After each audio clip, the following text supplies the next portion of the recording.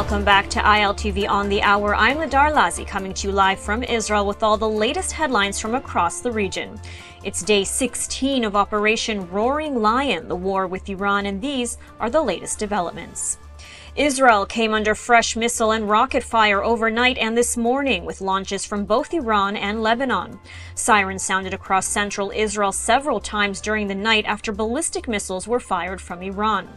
The Israel Defense Forces say most of the missiles were intercepted while others landed in open areas. In Holon, interception fragments sparked a fire and caused minor damage. Paramedics from Magen David Adom treated 2 elderly people at the scene and several others were treated for anxiety. Additional alerts were triggered early this morning after projectiles were launched toward southern Israel, while a rocket fired from Lebanon was also intercepted by air defenses. Over the weekend, Israel remained under intermittent missile and rocket fire from Iran and Hezbollah as the war enters its 3rd week. In the south, an Iranian missile struck near Eilat, injuring a 12-year-old boy, now listed in moderate condition, while 2 other people were lightly hurt. At the same time, Hezbollah fired heavy rocket barrages from Lebanon.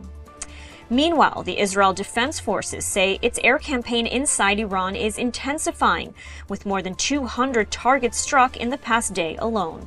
The military says Israeli Air Force jets hit dozens of ballistic missile launchers, including some that were armed and ready to fire towards Israel. Additional targets included air defense systems, missile launch sites, and weapons storage facilities. The IDF says many of the strikes were focused specifically on Iranian missile launchers in an effort to reduce the scale of attacks on Israeli territory. Israeli aircraft also targeted a facility linked to the intelligence branch of Khatam al-Anbiya headquarters, which collects and analyzes intelligence for the Iranian regime. The military says the site was struck while several senior intelligence officials were present, though damage assessments are still underway. And over the weekend, Defense Minister Israel Katz addressed the ongoing campaign. Let's hear what he had to say. גם חיל האוויר הישראלי ממשיך בגל תקיפות עוצמתי בטהרן ובכל איראן. איראן מפעילה טרור וסחטנות אזורית ועולמית כדי להרתיע את ישראל וארצות הברית מלהמשיך במערכה, ונענית בעוצמת פלדה חזקה ובלתי מתפשרת. אנחנו נכנסים לישורת ההכרעה במאבק בניסיונות המשטר לשרוד, תוך גרימת סבל הולך וגובר לעם האיראני לבין כניעה. רק העם האיראני יכול לשים לזה סוף במאבק נחוש עד להפלת משטר הטרור והצלת איראן. And the United States is also escalating its military campaign against Iran, striking targets on Hag Island, the country's main oil export terminal, while vowing to keep open the Strait of Hormuz amid Iranian efforts to block and target shipping.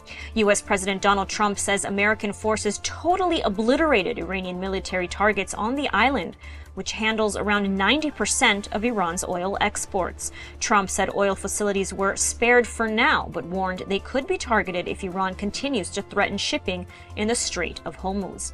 Iran responded with a sharp warning. The Islamic Revolutionary Guard Corps said any attack on Iran's energy infrastructure would trigger retaliatory strikes on regional energy facilities linked to the United States.